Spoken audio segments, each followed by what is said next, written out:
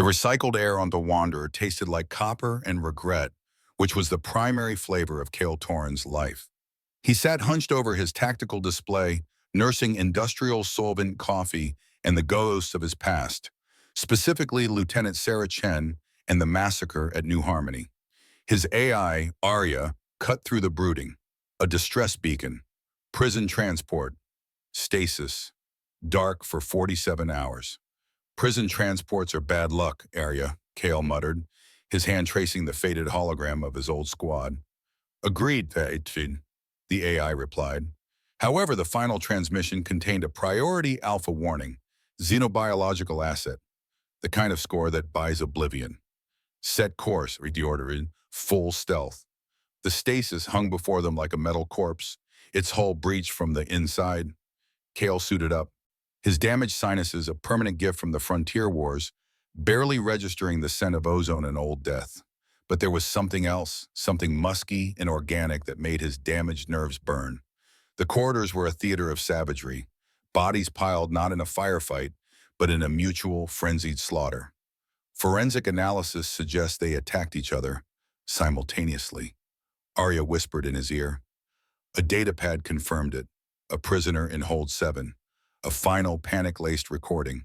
It's in the air. Don't breathe.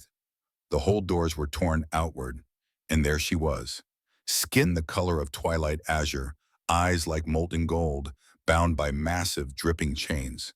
She was the cargo.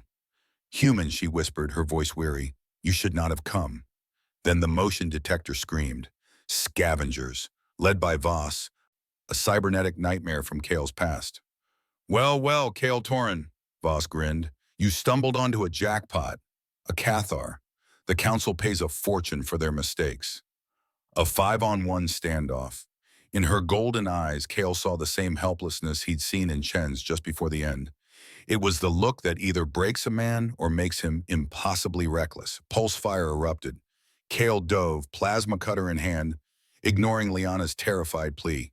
No, you don't understand. The chains keep the monster inside. I don't leave people in chains, Kale grunted. It was a character flaw. The cutter sliced the lock. The air changed. The musky scent exploded. Kale, shielded by his ruined senses, felt only a wave of nausea. But Voss and his crew, they froze. Their higher brain functions evaporated. Primal rage descended. They turned on each other, a whirlwind of claws and teeth and torn metal. It was a symphony of self-destruction. When the screaming stopped, Voss, the last survivor, turned his maddened gaze on Kale.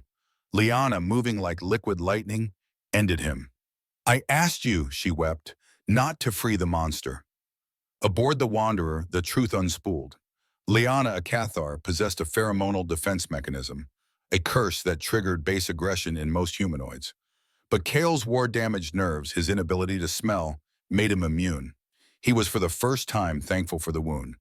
An alarm blared, a Cathar purifier cruiser closing fast. Vorlog, Liana breathed, ice in her voice. My mentor. He'll anticipate every move.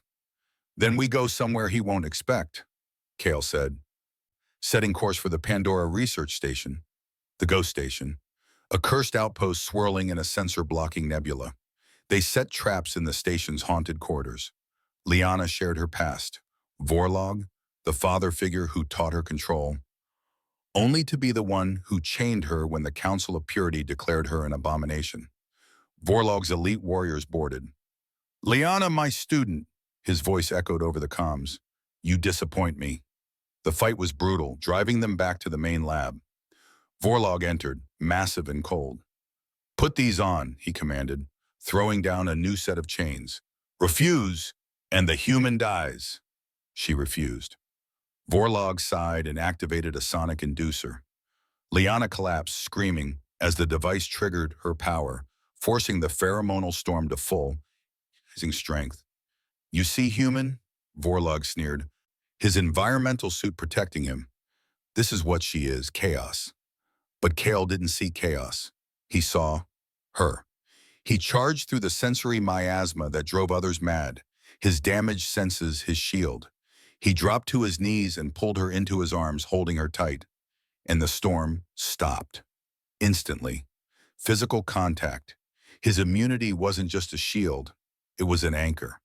How? She whispered. I don't know, he admitted, but I'm not letting go. Together they were a perfect weapon. His tactics, her grace. They defeated Vorlog, who in his final moments saw the truth. Go, he urged. 1 year later, the Wanderer guarded a refugee convoy of Cathar impure. 2 purifier ships arrived. Time to remind them why shepherds fear wolves, Kale said. Let's show them what real monsters look like, Liana replied. She, the storm, unleashed a controlled dose of her power, turning the hunters on each other. Purification complete, she reported. Later, he found her watching the stars. Do you ever regret it? She asked. Freeing me? Only one thing, Kale said, taking her hand. I regret it took me so long to understand what you are. She wasn't the monster they feared. She was the monster they created. And she had chosen to be the right kind.